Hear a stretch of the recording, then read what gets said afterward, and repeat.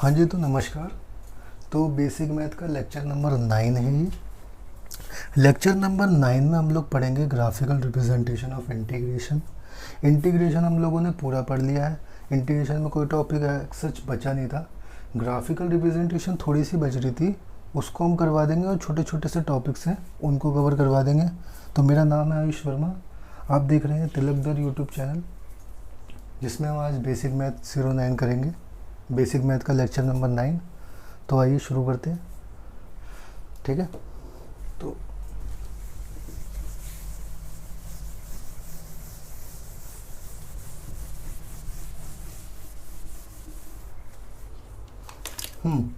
तो सबसे पहले हम लोगों ने कल की डेट में इंटीग्रेशन के बारे में पढ़ा क्या था। बेसिक मैथ के दो मेन टॉपिक हैं, जिसका एक का नाम है डिफरेंशिएशन, एक का नाम है इंटीग्रेशन। ठीक है, डिफरेंशिएशन क्या है? डिफरेंशिएशन तो मैंने आपको पढ़ा दिया है। अगर हम ग्राफिकल रिप्रेजेंटेशन की बात करें, ग्राफिकल रिप्रेजेंटेशन की बात करें तो अगर मैं बात करूं डिफरेंशिएशन की,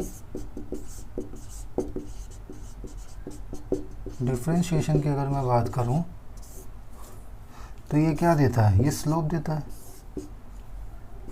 वाई एक्स क्या था, अगर जो डेल्टा वाई है वो बहुत ज़्यादा छोटा हो जाए, बहुत ज़्यादा कैसा हो जाए, स्मॉल हो जाए, very small, and delta x भी कैसा हो जाए, वेरी स्मॉल हो जाए, तो ये क्या हो जाता है? ये हो जाता है डी वाई, ये हो जाता है डी एक्स। ये क्या हो जाता है? डी वाई हो जाता है, ये वाला हो जाता है डी एक्स। और अगर हम इसमें बात करें, अगर हम इसकी स्लोप निकालें, जिसका मतलब होता है डिफरेंशिएशन, बेसिकली अगर ग्राफिकल रिप्रेजेंटेशन ऑफ डिफरेंशिएशन की अगर हम बात करें तो उसका मतलब होता है स्लोप, और स्लोप होती है delta y by delta x, delta y by delta x. But ये कैसी होती है? एवरेज स्लोप होती है। एवरेज स्लोप हम नहीं निकाल सकते। ये डिफरेंशिएशन है, यहाँ पे क्या हो गया है? D Y by D x हो गया है, मतलब ये बहुत ज़्यादा छोटा हो गया है। बेसिकली क्या है? डेल्टा वाई यानी चेंज इन वाई, वाई में जितना चेंज होता है वो बहुत ज़्यादा छोटा हो गया है। अगर बहुत ज़्यादा छोटा हो गया है तो हम क्या करेंगे? उसको डी वाई ले लेंगे। जैसे ही डेल्टा एक्स भी बहुत ज़्यादा छोटा हो गया, यानी चेंज इन एक्स बहुत ज़्यादा छोटा हो गया, तो हम क्या करेंगे? उसको भी डी एक्स ले लेंगे। तो ये तो ऐसा तो होता था, बट क्या होगा? स्लोप हो जाएगी इंस्टेंटेनियस। कभी भी अगर हम d Y by D x यानी डिफरेंशियल के इक्वेशन में कुछ लिखते हैं, डिफरेंशियल में कुछ लिखते हैं, तो उसको हम कह देते हैं इंस्टेंटेनियस, और हमारे पास हो जाएगा D Y by D X. ठीक है, ये हो जाएगा अपने पास D Y by D X, जो कि आगे स्लोप के बराबर। और स्लोप हमने क्या बताई है कि ये है डिफरेंशिएशन। अब कैसे सॉल्व हुआ ये, कैसे ये होता है डिफरेंशिएशन, इतना तो हमने बता दिया था। मैंने आपको बताया कि डिफरेंशिएशन का बराबर मतलब होता है स्लोप। स्लोप कैसे बताएंगे? देखो, स्लोप होती है d y delta y by delta x. ठीक है, शुरुआत से देखते हैं 2 मिनट के लिए। ठीक है, ग्राफिकल रिप्रेजेंटेशन ऑफ डिफरेंशिएशन क्या कहता है कि भाई, हमने कहा, हम जैसे हम कह रहे हैं कि भाई डिफरेंशिएशन क्या मतलब क्या होता है? स्लोप होता है। आप कहोगे कैसे होता है भाई, हम तो नहीं मानते। तो ये हमने कहा प्रूफ, हम ऐसे प्रूफ कर रहे हैं। क्या हुआ? डेल्टा वाई जो है वो बहुत ज़्यादा स्मॉल हो गया, बहुत ज़्यादा छोटा हो गया, तो हमने उसको डी वाई ले लिया। ऐसे ही डेल्टा एक्स भी बहुत ज़्यादा छोटा हो गया, तो हमने उसको डी एक्स ले लिया। अगर हम स्लोप निकालते हैं, जैसे हम कह रहे हैं कि डिफरेंशिएशन बराबर होता है स्लोप के, तो हम कह रहे हैं अगर हम स्लोप निकालते हैं तो वो होती है delta y by delta x. क्या जाती है? Delta y by delta x.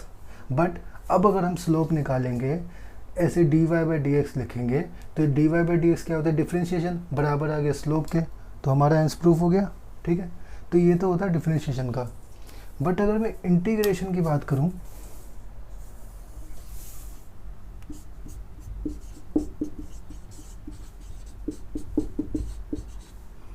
But अगर मैं इंटीग्रेशन की बात करूं, इंटीग्रेशन में क्या होता है, देखो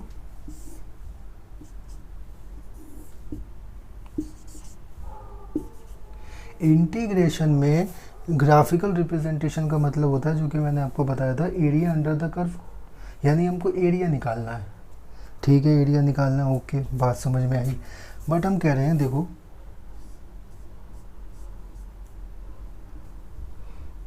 जैसे मान लीजिए मैं कोई वो ले रहा हूँ, कोई मैं कर्व ले रहा हूँ, मान लो ये मैंने कर्व ले लिया, ये कुछ ऐसे ऐसे करके जा रहा है, ठीक है। अब मुझसे कह रहे हैं कि भाई इसका एरिया अंडर द कर्व निकालो, एरिया अंडर द कर्व निकालो। तो मैं कैसे निकालूंगा, मैंने कहा मैं इंटीग्रेशन से निकालूंगा। इंटीग्रेशन कैसे लगाऊंगा मैं यहाँ पे इंटीग्रेशन कैसे निकालूंगा, देखो मैं क्या करता हूँ, किसी पॉइंट पे जाके, मान लो मैं इस पॉइंट पे गया, यहाँ से इस पॉइंट तक की क्या काट दी मैंने, एक स्ट्राइप काट दी, ये देखो, ठीक है। मैंने क्या करा, मैं थोड़ी दूरी पे गया और मैंने ऐसे करके ये स्ट्राइप काट ली है, एक मैंने स्ट्राइप काट ली, ठीक है, जिसकी ऐसी चौड़ाई थी, चौड़ाई कितनी थी dx, और लेंथ कितनी थी y, कुछ y1 थी, ठीक है, कितनी थी y1, ठीक है, y1 थी। फिर मैं कह रहा हूँ कि इसके बगल में भी मैंने क्या करी, एक स्ट्राइप काट ली, ठीक है, इसके बगल में भी मैंने एक स्ट्राइप काट ली, जिसकी लेंथ भी dx थी, और इसकी ये थी y2, और ये भी dx थी। अच्छा ठीक है, तो मैंने क्या करा, ऐसे ऐसे करके यहाँ से लेके यहाँ तक, कहाँ तक, यहाँ तक मैंने स्ट्राइप काटता गया, ठीक है जी। मैंने स्ट्राइप्स काट ली सारी की सारी। फिर मैं क्या कहता हूँ, अगर मैं एक स्ट्राइप का एरिया निकाल लूँ, ऐसे सब स्ट्राइप का एरिया निकाल लूँ, ठीक है, इसका एरिया निकालना तो मुश्किल है ना, ये कर्व अजीब सा है कि नहीं। मैंने क्या करा, मैंने एक स्ट्राइप निकाली, और स्ट्राइप निकाल के मैंने रख ली। अब मैं कह रहा हूँ मैं इनका एरिया निकालूंगा और मैं इसको जोड़ दूंगा, तो मेरे पास क्या आ जाएगा, इसका पूरे कर्व का एरिया आ जाएगा। कैसे, जैसे मान लो यहाँ पे ये स्ट्राइप है, ठीक है, यहाँ पर ये स्ट्राइप है, मैंने इसका एरिया भी निकाल लिया, इसका एरिया भी निकाल लिया, इसके बगल में भी आएगी, उसका भी निकाल लिया। ऐसे करते करते जितनी भी आएंगी इस लाइन में, यहाँ से लेके यहाँ तक जितनी भी आएंगी, मैंने सबका एरिया निकाल लिया। अब मैं कह रहा हूँ मैं सबका एरिया जोड़ूंगा तो मेरे पास कर्व का एरिया आ जाएगा। हाँ जी बिल्कुल आ जाएगा। तो जोड़ के देखते हैं,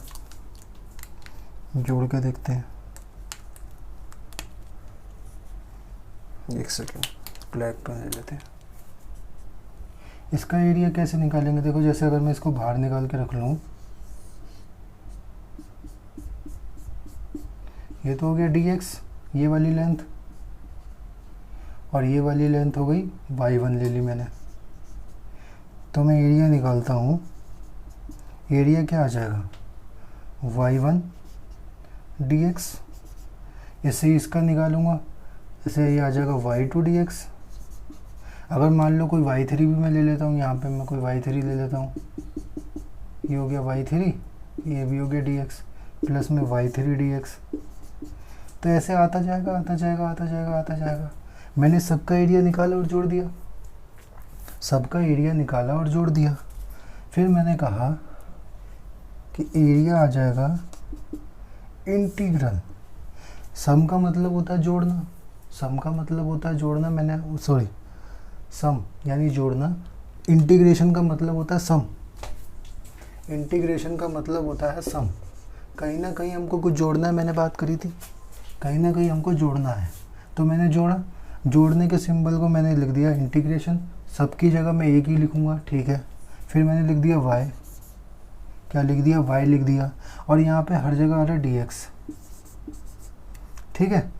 और कहाँ से कहाँ तक वेरी कर रहा है, जैसे मान लो ये वाली x की वैल्यू जो थी, यहाँ पे मान लो कुछ x1 है, और यहाँ पे कितनी आ गई, यहाँ पे कुछ आ गई x2 आ गई। ठीक है, इस x1 से लेके इस x2 तक मैंने इसका एरिया निकाला, तो लोअर लिमिट कौन सी हो गई x1 और अपर लिमिट हो गई x2। ये देखो, थोड़ा थोड़ा समझ में आएगा, मैं दोबारा से समझा रहा हूँ, अब समझ में आएगा। देखो इंटीग्रेशन का, देखो यहाँ से इंटीग्रेशन का मतलब होता है सम।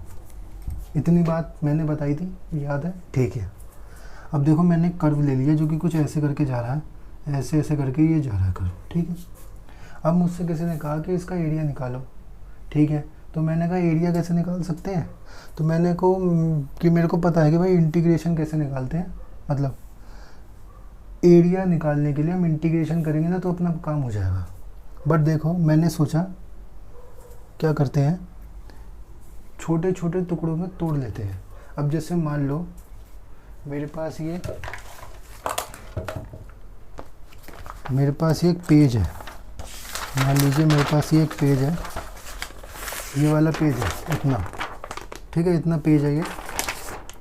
अगर मान लो मुझे इस पेज का एरिया निकालना है तो मैं क्या करूँगा, इस पेज को बहुत सारे छोटे टुकड़ों में मैंने तोड़ लिया, बहुत सारे छोटे टुकड़ों में मैंने तोड़ लिया। 1 मिनट रुको, 1 सेकंड।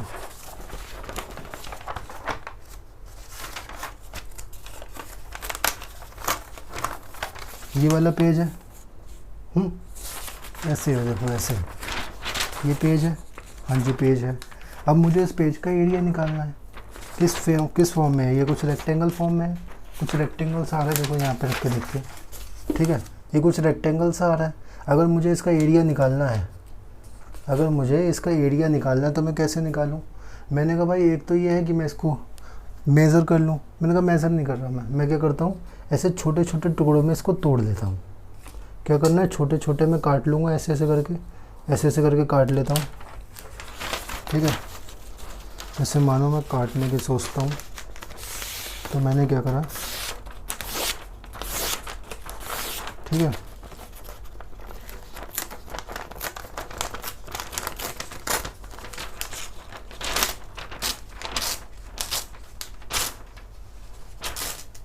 ठीक है, ऐसे मैंने एक स्ट्राइप ले ली। जैसे मैंने ये स्ट्राइप की बात कर रहा हूँ, ऐसे मैंने एक स्ट्राइप ले ली, ऐसे मैंने इसके ठीक बगल में ले ली, फिर मैंने इसके बगल में ले ली, फिर इसके बगल में ले ली। ऐसे ही ये जो मेरा पेज है, अगर मैं ऐसे स्ट्राइप ले लूँ बहुत सारी और इनको जोड़ता जाऊँ, तो मेरे पर पूरा हो जाएगा। कहाँ से जोड़ूँगा, यहाँ से लेके मैं यहाँ तक की जोड़ूँगा, तो मेरे पास क्या आ जाएगा, इस पूरे पेज का एरिया आ जाएगा। हाँ जी, पेज का तो एरिया आ जाएगा। अगर मैं इसी स्ट्राइप से लेता हूँ और जोड़ता चला जाता हूँ, तो मैंने यही करा, मैंने एक स्ट्राइप ले ली, इसका एरिया लिख दिया, निकाला, एरिया लिख दिया। दूसरी स्ट्राइप ली, दूसरे का एरिया निकाला, लिख दिया। तीसरी स्ट्राइप ली, तीसरे का एरिया निकाला, लिख दिया। चौथी स्ट्राइप ली, चौथे का एरिया निकाला। पांचवी स्ट्राइप ली, पांचवे का एरिया निकाला। ऐसे करते करते यहाँ से लेके मैं यहाँ तक आ गया। कहाँ से आ गया, यहाँ से लेके यहाँ तक आ गया। ठीक है, फिर मैंने क्या करा, मैंने कहा जी इसमें देखो, समेशन का मतलब होता है, सम करने का मतलब होता है, बेसिकली समेशन का मतलब होता है इंटीग्रेशन। तो मैंने सम हटा के इंटीग्रल का साइन लगा दिया, y dx हो गया। y में तो ऐसा कोई चेंज आ नहीं रहा है। बेसिकली अगर मैं बात करूँ, यहाँ पे हम किसी टर्म इंटरवल की लेते हैं। अगर मैं यहाँ पे x1 को इधर से ले लूँ, एक मिनट, अगर मैं यहाँ पे x1 को ले लूँ कुछ यहाँ से, ये है मान लो x1 और ये आपके पास x2, तो y में तो ऐसा चेंज नहीं आ रहा है, बट x में चेंज आ रहा है। तो मैंने y को ले लिया इनटू में dx। ठीक है, कहाँ से कहाँ तक, x1 से x2 तक, तो ये आ गया इसका एरिया। ठीक है, अभी थोड़ा थोड़ा समझ में आया होगा, थोड़ा थोड़ा काफ़ी है अभी के लिए थोड़ा थोड़ा सा काफ़ी है। अब क्या करते हैं, एक वैसे वाले ग्राफ लेते हैं जिससे कि समझने में आसानी हो। ठीक है, इतना समझ में आया, अब आ जाते हैं आगे।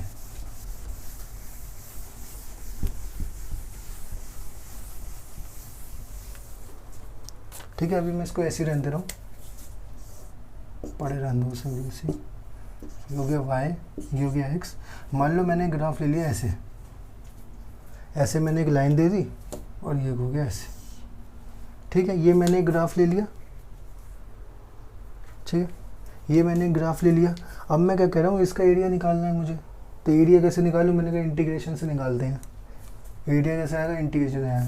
देखो सही बात है, आपको पता होगा, अगर मान लो ये यहाँ से 5 मीटर की लेंथ है और ये यहाँ से 4 मीटर की लेंथ है, ये यहाँ से 5 मीटर है, यहाँ से यहाँ तक ये 4 मीटर है ऊपर में, तो आपको पता है एरिया आ जाता है 5 इंटू में 4 यानी कि 20 मीटर स्क्वायर।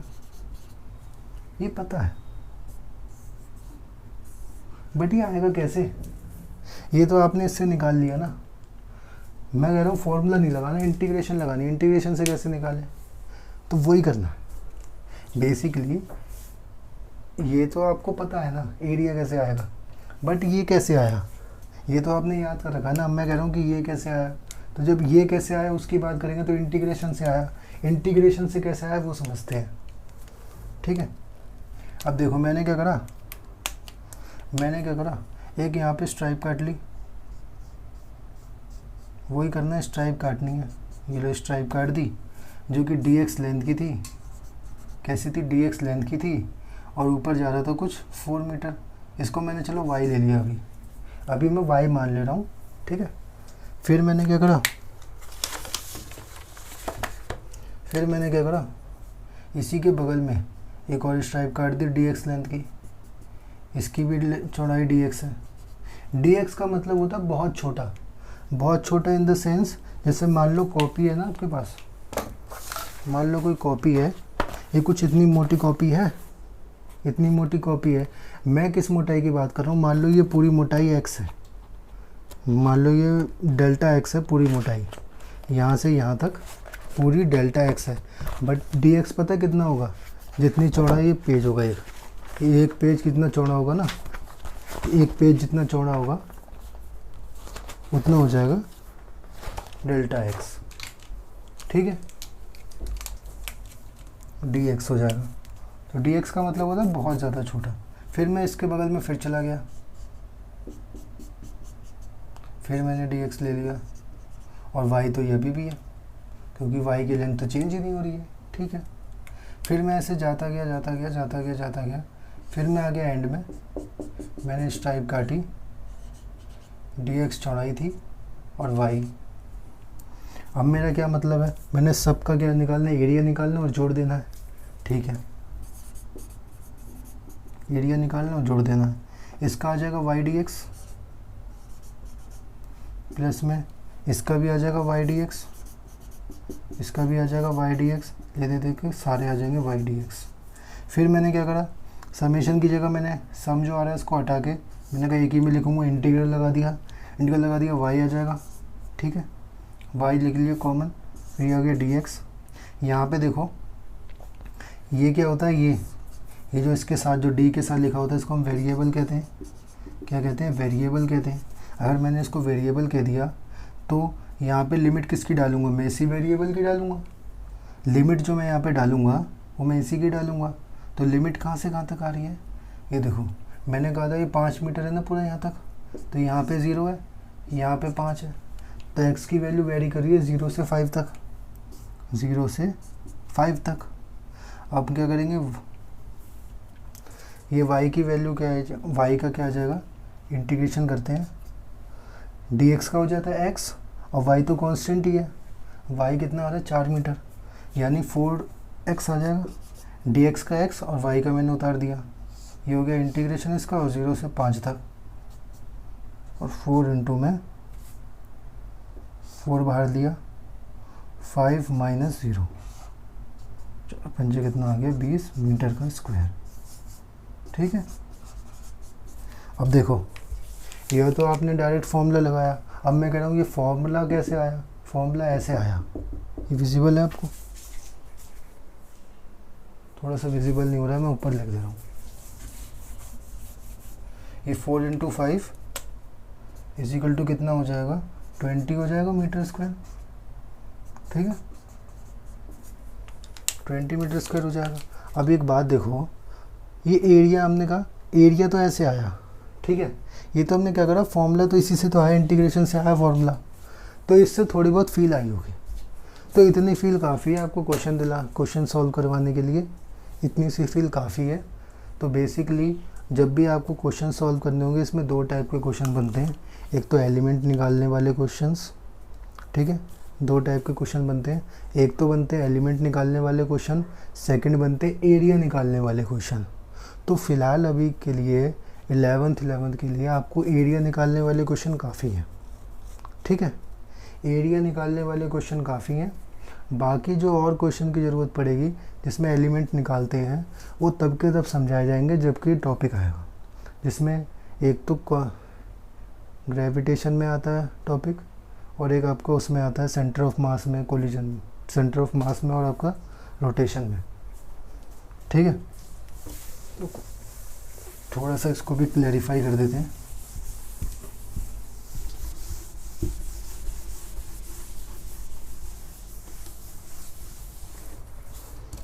मैं लिख देता हूँ टाइप ऑफ क्वेश्चंस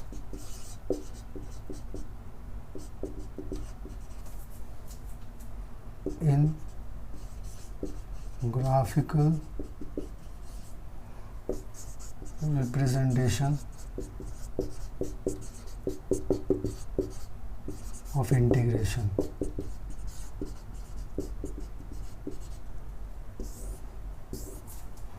इसमें दो क्वेश्चन आते हैं, देखो बेसिकली एक तो एलिमेंटल वाले आते हैं, एलिमेंट निकालने वाले,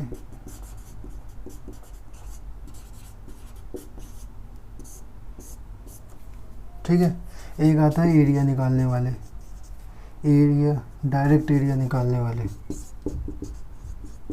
डायरेक्ट एरिया निकालने वाले, ठीक है, डायरेक्ट एरिया निकालने वाले। डायरेक्ट एरिया कैसा, आपने स्क्वायर का एरिया पढ़ा है, स्क्वायर का एरिया लगा दिया, रेक्टेंगल का एरिया पढ़ा है, रेक्टेंगल का एरिया लगा दिया, और आपने सर्कल का एरिया पढ़ा है, सर्कल का एरिया लगा दिया। तो इस तरीके से होता है, ठीक है। एलिमेंट निकालने वाले क्या होंगे, आपको कभी जैसे एक ग्रेविटेशन में आ जाता है, पॉइंट मास है ये m, और इसकी कुछ लेंथ पे रखी हुई है एक रॉड रखी हुई है जो कि l लेंथ की है, ये कुछ a लेंथ पे मास रखा हुआ है। तो क्या बताओ, फोर्स बताओ on rod due to m। तो हम क्या करते हैं इस वाले केस में, हम क्या करते हैं, ये है एलिमेंट टाइप का क्वेश्चन, ठीक है, दोनों टाइप के क्वेश्चन समझा रहा हूँ, ठीक है। ये एलिमेंट टाइप का क्वेश्चन है, हम क्या करेंगे, कुछ x लेंथ जाते हैं और यहाँ पे एक स्ट्राइप काट लेते हैं dx मोटाई की, क्या करते हैं dx मोटाई की काट लेते हैं, इस तरीके से यहाँ से लेके यहाँ तक की काटेंगे, ठीक है। तो फोर्स कैसे आ जाएगा, यहाँ पे फोर्स आता है G m1 m2 बटे r²। ये तो होता है बेसिकली फोर्स का फॉर्मूला ग्रेविटेशन में, ये ग्रेविटेशन का क्वेश्चन है, ठीक है। तो यहाँ पे हम कैसे निकालेंगे, फोर्स इज इक्वल टू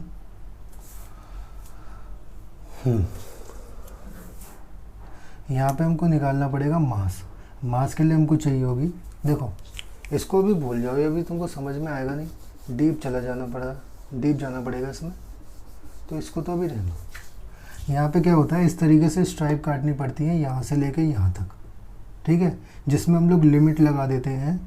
जैसे मान लो यहाँ पे कुछ होगा, ठीक है, यहाँ पे हम dx की लिमिट लगा देते हैं, कहाँ से कहाँ तक, 0 से l तक, ठीक है, 0 से l तक नहीं होगा, यहाँ से सबसे पहली लेंथ आएगी a और फाइनल लेंथ आएगी a + l, ठीक है।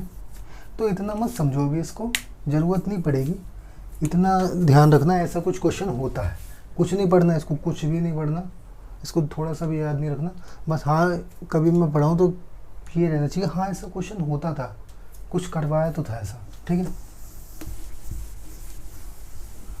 फालतू में चकराने वाली बात है, ठीक है। ये हो गए, ये कहाँ पे आएंगे आपके पास, ग्रेविटेशन में 11th की बात कर रहा हूँ अभी ग्रेविटेशन में। आपके पास सेंटर ऑफ मास में, और आपके पास शायद नहीं इतने ही है, ठीक है। और आपके पास बाकी आएगा इलेक्ट्रोस्टैट में, इलेक्ट्रोस्टैट वगैरह में। ये हो गया 12th के टॉपिक, ठीक है। बाकी अगर डायरेक्ट वाले की बात करें तो इसमें कुछ नहीं करना। जैसे मान लो कोई ग्राफ दे दिया जाए, ये हो गया वाई, ये हो गया एक्स, आपको दे दिया जाए कुछ ऐसा सा ग्राफ है, ये वाली 2 हो गई लेंथ, ये वाली 4 हो गई लेंथ, ये 0 है, यहाँ पे जा रहा है 10 पे, तो बताओ एरिया बताओ। तो हमें एरिया डायरेक्ट निकालना होगा, क्या आ जाएगा? सबसे पहले तो 2 इंटू में हाफ, रुक जाओ, पहले इतने का निकाल लेते हैं, फिर इतने का निकाल लेंगे, क्या आ जाएगा? हाफ इंटू में बेस इंटू में हाइट प्लस में हाफ इंटू में यहाँ पे भी बेस 2 आ जाएगा, इंटू में हाइट आ जाएगी 10, कितना आ जाएगा? 20 आ जाएगा, 20। ये होते हैं एलिमेंट निकालने वाले क्वेश्चंस, ये होते हैं डायरेक्ट एरिया निकालने वाले क्वेश्चंस। अब मैं सबसे पहले तो अभी आपको जो काम है वो है इसका, तो इसको करवाऊंगा, इसके कम से कम 5-6 एग्जाम्पल।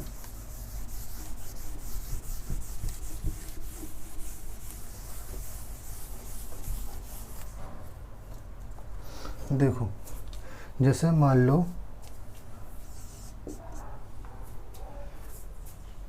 जब हमको वेलोसिटी दी हुई होती है, ये लो डब्बे में बना के लिख लो।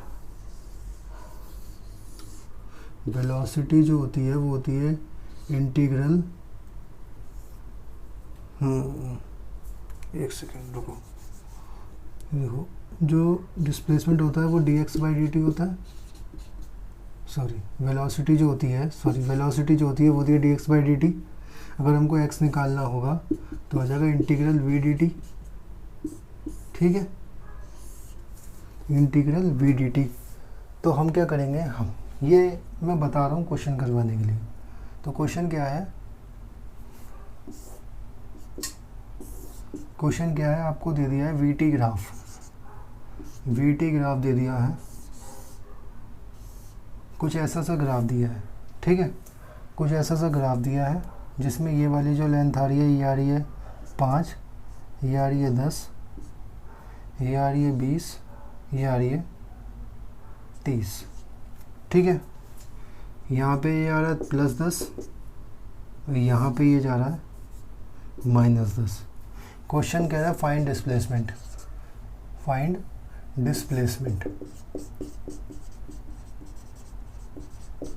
देखो क्वेश्चन ने कहा है फाइंड डिस्प्लेसमेंट, क्या किसी ने कहा है कि एरिया निकालो? नहीं कहा एरिया। तो हम क्या करेंगे, हमें ये चाहिए यहाँ पे फिजिक्स का कॉन्सेप्ट, थोड़ी सी फिजिक्स लगती है यहाँ पे। क्या है कि वेलोसिटी होती है dx/dt, वेलोसिटी होती है dx/dt, ठीक है। ऐसी x हो जाता है हमारे पास इंटीग्रल v dt। इन डिस्टेंस ये है डिस्प्लेसमेंट अपने पास, ये आपका डिस्प्लेसमेंट है।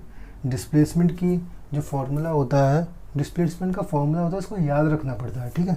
क्या आता है? Integral v dt, integral v dt मतलब area under VT graph, area under VT graph. क्या होता है?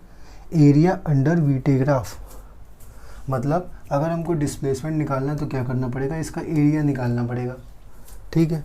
एरिया निकाल लेते हैं, ठीक है। हमने कहा डिस्प्लेसमेंट इज इक्वल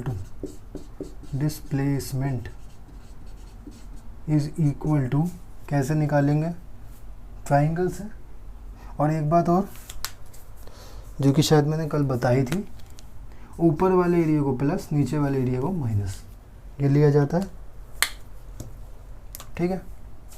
अब आ जाओ, हाफ इंटू में बेस आ रहा है 5 का, इंटू में हाइट आ रही है 10 की, ये हो गया, एक हो गया। दूसरा ये वाला भी प्लस होगा क्योंकि ऊपर है ये, हाफ इंटू में बेस आ रहा है 5 का, क्योंकि 5 से 10 तक 5 हो जाएगा, और ऊपर आ रहा है 10 का। अब लेंगे हम माइनस ये वाला, इसमें हाफ इंटू में बेस आ रहा है 10 का, हाइट भी 10 की, फिर माइनस हाफ इंटू में बेस फिर से 10 का, और हाइट भी 10 की, ठीक है। तो ये हो जाएगा 5 से कटेगा, ये भी 5 से कटेगा, काट को इसके मेन आंसर निकालो। ये हो जाएगा 25 प्लस में 25, इसे ये हो जाएगा 5, ये हो जाएगा 5, ये हो जाएगा -50, ये भी हो जाएगा -50। तो इससे एक को काट दो, बेसिकली आपके पास आंसर आया -50 मीटर। क्या आ गया डिस्प्लेसमेंट, कितना आ गया -50 मीटर। तो समझे, समझना क्या है आपको कि जब हम फिज़िक्स पढ़ेंगे तो ऐसे बहुत से क्वेश्चन आएंगे जिसका इंटीग्रेशन करने से या फिर जिसका हम एरिया निकालेंगे तो हमारे पास इंटीग्रेशन करना हो, मतलब इंटीग्रेशन का बेसिकली जो हम कह देते हैं ना एप्लीकेशन यही होता है बेसिकली। अगर हम बात करें ना एप्लीकेशन ऑफ इंटीग्रेशन की, कि हमने इंटीग्रेशन सीख तो लिया, अब इसका काम क्या करेंगे, उसका एक काम है अपने पास एरिया अंडर द कर्व। ऐसे यहाँ पे हम लोगों ने निकाला, ये आ गया। ऐसे ही एक चार्ज का फॉर्मूला होता है,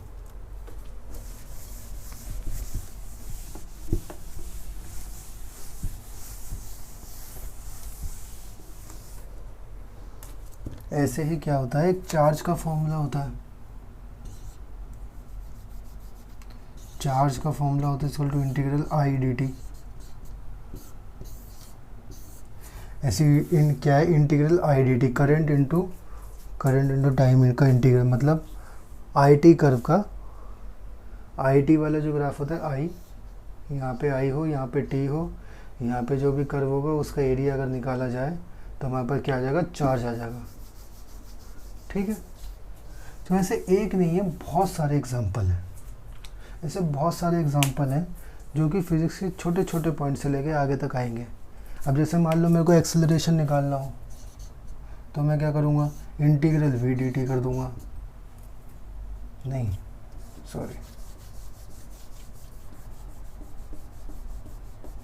इसको छोड़ो। देखो 3 फॉर्मूले बता रहा हूँ। वेलोसिटी होती है dx बाई dt, ठीक है। फिर हम कह देते हैं एक्सेलरेशन होता है dv बाई dt, ठीक है। अब हम कह रहे हैं वेलोसिटी, देखो वेलोसिटी का एक फॉर्मूला होता है आपके पास a इंटू डी टी, और एक डिस्प्लेसमेंट का फॉर्मूला होता है इंटीग्रल क्या कहते हैं वी डी टी। ये देखो, अब इन दोनों फॉर्मूलों को लेके समझाऊंगा। ये देखो, अगर इंटीग्रेशन दिख रहा है आपको फॉर्मूले में तो मतलब अगर हम यहाँ पे एरिया निकालते हैं तो काम हो जाएगा, ठीक है। अगर आपको डिफरेंशिएशन दिख रहा है ना, डिफरेंशिएशन, ये डिफरेंशिएशन तो है, डिफरेंशिएशन है ये, यहाँ पे क्या होगा, यहाँ पे हम स्लोप निकाल के काम चला लेंगे। यहाँ पे देखो क्या आ रहा है, इंटीग्रेशन आ रहा है यहाँ पे, तो इंटीग्रेशन में क्या हो जाएगा, हम एरिया निकाल के काम करेंगे अपना। तो इसी तरीके से एक मात्र नहीं, बहुत सारे फॉर्मूले आ जाते हैं जिसमें आपको पॉइंट पॉइंट पे इसका काम आएगा, ठीक है। तो यहाँ पे हमारी बेसिक मैथ ख़त्म हो जाती है। एक यूनिट कन्वर्जन वाला छोटा सा टॉपिक है, यूनिट वाला, अभी मैं 5 मिनट का टॉपिक है, 5 मिनट में करवा दूंगा। तो ये हो जाएगा लास्ट लेक्चर, कल से हमारा शुरू हो जाएगा वेक्टर्स, ठीक है। एक सेकेंड, जब तक आप ये थोड़ा सा नोट करके लो।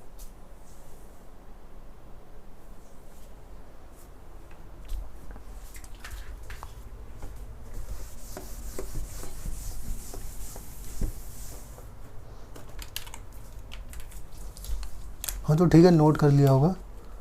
तो जैसे आप लोगों को पता है कि अगर कोई 1 किलोमीटर्स लिखे, 1 किलोमीटर्स लिखे तो हमें पता है इसका मतलब होता है 1000 मीटर, हमें पता है इसका मतलब होता है 1000 मीटर, ठीक है, ये आपको पता है।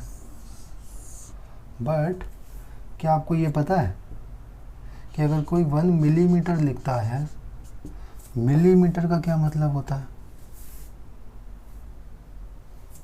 मिलीमीटर का तो मतलब नहीं पता, चलो ठीक है, मत नहीं पता हो, एक काम करो, इसको मिटाओ यार, चलो तो जैसे किलोमीटर होता है ऐसे ही एक होता है पिकोमीटर। देखो जैसे मान लो किलोमीटर्स, एक किलो जो है इसका मतलब होता है 10⁻3। 10⁻3 का मतलब क्या है ये, ठीक है। ऐसे ही एक होता है गीगामीटर,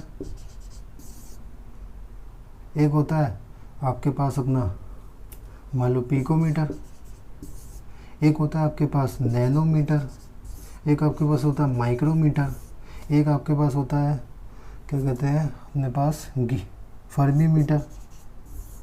तो ऐसे ये कुछ होते हैं, ठीक है। तो इनमें क्या लगाएं जो मल्टीप्लिकेशन में आ जाए, तो वो हम देख लेते हैं, वो बता दे रहा हूँ ज़रा।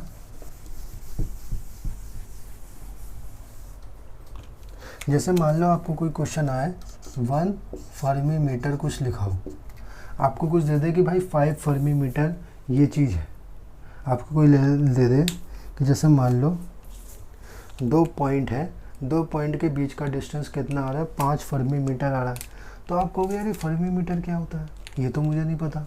तो फर्मी मीटर क्या होता है, ऐसे बहुत सी, जैसे गीगा मीटर क्या हो जाता है, गीगा मीटर क्या हो जाता है, ऐसी टाइप की मैं चीज़ें आपको बता दे रहा हूँ जो थोड़ी सी आपको रिकॉल होनी चाहिए हमेशा, क्योंकि ये तो ज़रूरी है, ठीक है। फर्मी मीटर होता है 10⁻⁻15 मीटर, बहुत ज़्यादा छोटी यूनिट हो गई है।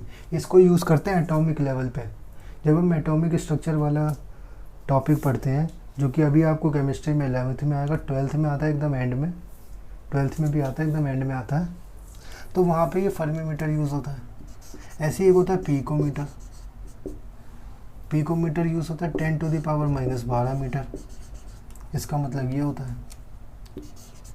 ऐसे ही एक आपके पास आ जाता है नैनोमीटर, ये हो जाता है 10⁻⁹ मीटर। ऐसे ही एक आ जाता है आपके पास माइक्रोमीटर, ये हो जाता है 10⁻⁻6 मीटर। ऐसे ही एक आ जाता है आपके पास मिलीमीटर, जब मैं अभी बता रहा था, वो कितना हो जाता है 10⁻³ मीटर, ठीक है। एक आ जाता है आपके पास किलोमीटर्स, जो कि हो जाता है 10⁻³ मीटर। एक हो जाता है आपके पास क्या कहते हैं मेगामीटर, जैसे ये मिली है ऐसे ही एक होता है मेगामीटर, जिसका मतलब हो जाता है 10⁻6 मीटर। एक हो जाता है आपके पास गीगामीटर, गीगामीटर का होता है 10⁻⁹ 10⁻+9 मीटर, ठीक है। तो इनको ना रिकॉल रखना हमेशा, कभी भी आपसे कोई क्वेश्चन फंस जाए ना, क्योंकि इन पॉइंट्स पे ना बड़े सारे क्वेश्चन फंस जाते हैं, जो कि आपने पूरा तो सॉल्व कर लिया, अब ये छोटी सी बकवास चीज़ के चक्कर में क्वेश्चन रह गया, तो ये आपको पता होना चाहिए, ठीक है। फर्मी मीटर, ठीक है, मैं नाम भी लिख दे रहा हूँ साथ ही साथ, इसको हम कहते हैं फर्मी मीटर, इसको हम कह देते हैं पिकोमीटर, इसको हम कह देते हैं नैनोमीटर, ऐसे इसको हम कह देते हैं माइक्रोमीटर, इसको हम कह देते हैं मिलीमीटर, मिलीमीटर। ऐसे ही हम इसको कह देते हैं किलोमीटर्स, किलोमीटर, मेगामीटर,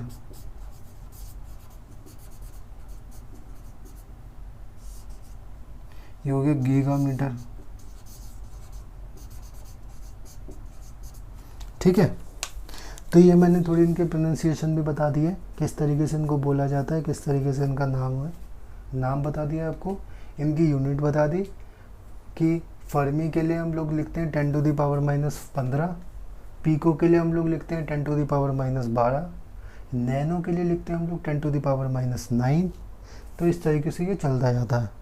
तो अब छोटे छोटे से और टॉपिक्स हैं, छोटे छोटे से इंफॉर्मेशन है, टॉपिक नहीं है, टॉपिक्स सारे ख़त्म हो चुके हैं, एक भी टॉपिक नहीं बचा है इसके बाद। अब है छोटे छोटे से इन्फॉर्मेशंस मतलब थोड़ी सी बता देता हूँ, जैसे कि आपको थोड़ा बहुत पता होना चाहिए।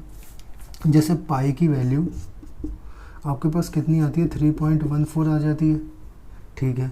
अगर मैं इसका स्क्वायर करना चाहूँ, अगर मैं पाई का स्क्वायर करना चाहूँ, जैसे आपके पास एरिया ऑफ सर्कल आता है,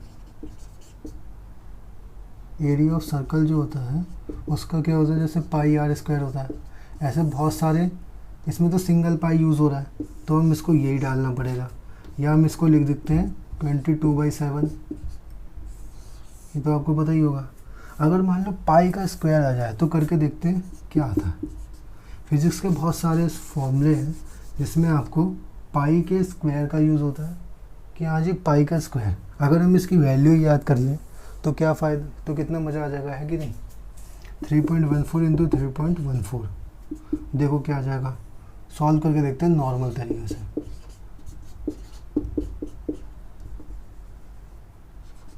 ठीक है, तो 16 का 1 और 4 हो जाएगा 5 और 4 3 12। ठीक है, ऐसे 314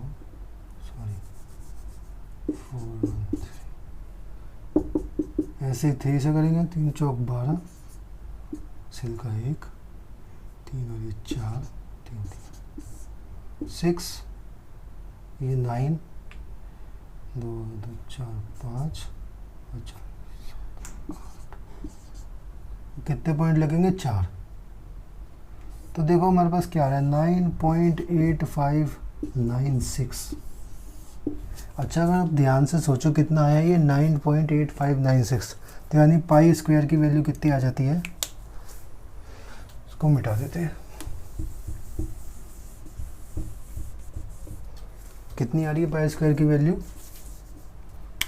9.8596।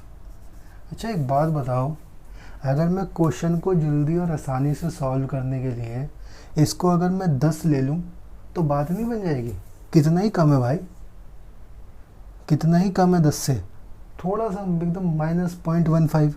अगर आप क्वेश्चन सॉल्व करोगे ना तो एज सच कोई प्रॉब्लम नहीं आएगी, अगर आप कोई भी आंसर भी मिलाओगे ना, नीट के फॉर्म में भी कोई दिक्कत नहीं आएगी, बोर्ड में भी कोई फॉर्म में दिक्कत नहीं आएगी, जेई में भी कोई दिक्कत नहीं आएगी। अगर आप पाई स्क्वायर को 10 ले लेते हो, पाई स्क्वायर की अगर हम वैल्यू 10 ले लेते हैं तो बहुत से क्वेश्चन ऐसे हैं जिनको सॉल्व करने में, इस कैलकुलेशन को करने में बहुत समय लग जाएगा। इस वाली से अगर हम इससे करते हैं तो बहुत जल्दी हो जाएगा, है कि नहीं। तो आपको पाई स्क्वायर की वैल्यू 10 होती है, ये आपको पता होनी चाहिए। ठीक है, ये आगे जाके आपको बहुत ही ज़्यादा फ़ायदेमंद होगी, तो अभी इसको याद रख लो। क्या क्या याद रखना है, एक तो ये याद रखना है, यूनिट्स हैं कुछ फर्मी वगैरह, फर्मी पिको वगैरह, ऐसी एक ये याद रख लेना, पाई स्क्वायर इजिकल टू 10। ठीक है, ओके, थोड़ा मिटा देते हैं।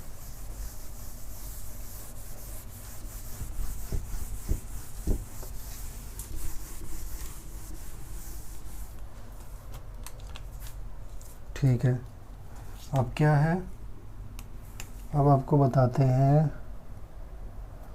अब जैसे मान लो मेरे पास कोई भी नंबर है, कोई भी नंबर है, जैसे मान लो मैंने लिख लिया 5। ठीक है, मैंने क्या लिख लिया 5 की मैं कुछ पावर लिखना चाहता हूँ। अगर मैंने पावर को 0 लिख लिया तो क्या होगा, अगर मैंने पावर को 1 लिख लिया तो क्या होगा, अगर मैंने पावर को 2 लिख दिया तो क्या होगा, या मान लो मैंने पावर बहुत ज़्यादा बड़ी लिख ली, 1 2 3 नहीं लिखी, मैंने 5 की पावर लिख दी इन्फिनिटी। इन्फिनिटी मतलब होता है बहुत बड़ा नंबर, ऐसा हो सकता है 10 लाख लिख सकते हो, 20 लाख लिख सकते हो, कुछ भी लिख सकते हो, उससे भी बड़ा नंबर, जितना बड़ा सोच सकते हो उससे भी बड़ा नंबर। ठीक है, तो देखो क्या होता है, अगर मैं 5 की पावर 0 लिख देता हूँ तो हमारे पास, अगर मैं किसी की भी पावर 0 लिख देता हूँ तो उसका आंसर आ जाता है 1। ठीक है, अगर मैं 1 लिख देता हूँ तो 5 ही आ जाएगा, अगर मैं 2 लिख देता हूँ तो 5 × 5 हो जाएगा, जो कि 25 हो गया। अगर मैं इन्फिनिटी लिख देता हूँ, इन्फिनिटी बहुत बड़ा नंबर होता है, तो क्या आ जाएगा अपने पास, इन्फिनिटी ही आ जाएगा। तो आपको क्या याद रखना है, एक तो ये वाला याद रखना है, एक ये याद रखना है, और एक ये याद रखना है। ठीक है, अब एक और सुनो, अगर मैं 5 की पावर -इन्फिनिटी लिख दूँ, -इन्फिनिटी का क्या मतलब, देखो ये हमारे पास आ रहा है 5 की पावर माइनस इन्फिनिटी। हम इसको ऐसे नहीं लिख सकते, अगर मैं 5 को 1 अपॉन में कर दूं तो पावर प्लस हो जाएगी, यानी 1/5 की पावर इन्फिनिटी। ठीक है, तो 5 की पावर इन्फिनिटी का हमने अभी पढ़ा था इन्फिनिटी। अब देखो 1/इन्फिनिटी, अगर 1 के नीचे यानी कि डिनोमिनेटर में बहुत बड़ा नंबर आ जाए तो ये वैल्यू लगभग कितनी आ जाती है, 0 आ जाती है। कितनी आ जाती है, 0 आ जाती है, यानी इसकी वैल्यू हो जाएगी 0। ये भी आपको याद रखना है, ठीक है। और अगर मान लो हमारे पास कोई नंबर है 1 से छोटा, कैसा है, 1 से छोटा। 1 से छोटा कैसा आएगा, पॉइंट में ही आएगा। मान लो मैंने ले लिया कुछ 0.1 से छोटा देखना है हमको हमेशा, कितना 1 से छोटा होना चाहिए। अगर मैंने ले लिया 0.7, इसमें सारी खेल इस वाले से, ये जो सब कुछ करा है ना, सेम टू सेम इससे करके देखते हैं क्या होता है। अगर मैं इसकी पावर 0 रख दूं तो 1 आ जाएगा बिल्कुल, ठीक है। और अगर मैं क्या करूं, इसकी पावर 1 लिख दूं तो हमारे पास वापस यही आ जाएगा, ठीक है। बॉक्स में बनाते चलो जो जो रिमेंबर करना है, ठीक है। अगर मैं इसकी पावर इन्फिनिटी लिख दूं तो क्या सोचा आपकी, क्या आ जाएगा, इसका आ जाता है 0। क्यों आ जाता है 0? कि जब भी हम पॉइंट वाले, डेसिमल पॉइंट वाले, यानी कि 1 से छोटा, अगर हम 1 से छोटे किसी नंबर को बार बार उसी से मल्टीप्लाई करते जाते हैं तो वो छोटा होता जाता है। कैसे करके देखते हैं, 0.7 इंटू में 0.7 कितना आ जाएगा, 49, और 2 के बाद पॉइंट यानी 0। अब बताओ 0.7 बड़ा है या फिर 0.49? छोटा हो गया ना नंबर, कितना हो गया, छोटा हो गया। ऐसे हम करते जाएंगे तो एग्जैक्ट वैल्यू 0 ही हो जाएगी, ठीक है। तो ये याद रख लेना। और ऐसे ही 0.7 की वैल्यू अगर मैं माइनस इन्फिनिटी रखता हूँ तो ये इनफाइनाइट हो जाएगी, ठीक है। तो ये याद रखना, ये कुछ है 1 2 3 4 5 6 7 8, ये 8 याद रखना, 8 काफ़ी है, ठीक है। और ये 8 काफ़ी है। इसके बाद मैं एक चीज़ बताता हूँ।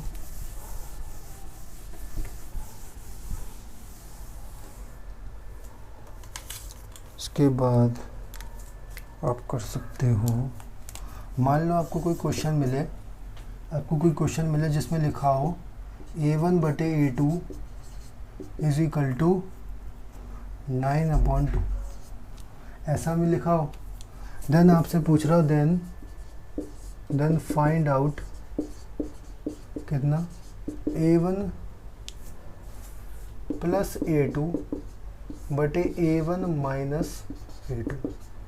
तो आप कैसे करोगे, सॉल्व करके देखो, लेक्चर को पॉज करो और इसको सॉल्व करके देखो कि कैसे सॉल्व होगा ये, ठीक है। किस तरीके से ये सॉल्व होगा, सॉल्व करके देखो। तो कर लिया होगा सॉल्व, मैं बता दूँ कैसे करते हैं। देखो कभी भी रेशो में वैल्यू दी हुई हो, और रेशो ही आपसे पूछा जाए, रेशो में वैल्यू दी हुई हो और रेशो ही आपसे पूछा जाए। रेशो क्या मतलब 1/, ठीक है। यहाँ पे भी पूछ रहे हैं डिवाइडेड वाले, यानी अपॉन में पूछ रहे हैं, रेशो पूछ रहे हैं। जब भी याद रखो, लिख लो, मैं बोल रहा हूँ आप लिख लो अपनी नोटबुक में।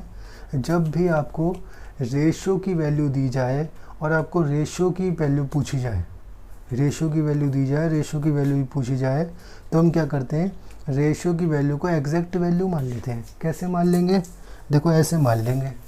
क्या करेंगे, हम कहते हैं late A1 is equal to 9 और A2 इज इक्वल टू 2।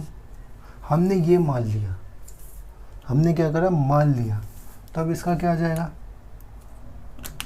अब हम इसको कैसे सॉल्व करेंगे, तो हम इसको डायरेक्ट लिख सकते हैं। क्या है, A1 प्लस में A2 अपॉन में A1 माइनस में A2। कैसे निकालेंगे, A1 9 प्लस में 2 बटे 9 माइनस में 2, क्या आ जाएगा, 9 + 2 11 अपॉन इसमें से 2 काटोगे तो आ जाएगा 7। ये आ गया आंसर। तो हमेशा रेशो वाले क्वेश्चंस को हम इस तरीके से सॉल्व करेंगे तो हमारा बहुत आसानी से सॉल्व हो जाएगा, ठीक है। तो अब आ जाओ आगे। बाकी दूसरा तरीका क्या होता है? दूसरा तरीका ये होता है कि हम A1 को क्या लिख लें, A1 कैसे लिख सकते हैं हम लोग इसमें, A1 को ऐसे लिख सकते हैं, ये 9 है, A1 की वैल्यू 9 है, कितने में से टोटल हो जाएंगे 9 + 2 11, ये हो गई A1 की वैल्यू। वही अगर हम A2 की वैल्यू निकालें तो ये कितने 2 है, कितने में से 11 में से। इसको रख के भी सॉल्व कर लोगे तो भी आपका यही आएगा। करके देखते हैं, ठीक है, करके देखते हैं।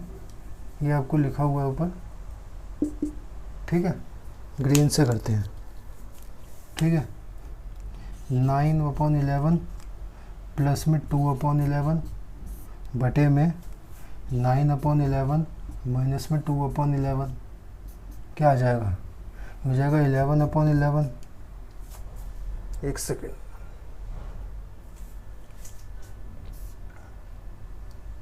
ये हो जाएगा 7/11, ठीक है।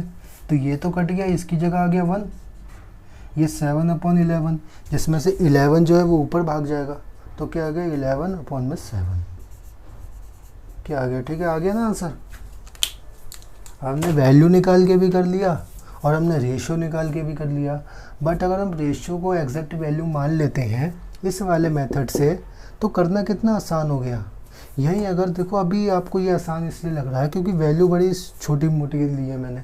अगर यही वैल्यू बड़ी ख़तरनाक सी हो जाए ना तो आपको करने में प्रॉब्लम आएगी, ठीक है। तो एक तो टाइप का ये क्वेश्चन होता है, एक होता है आपके पास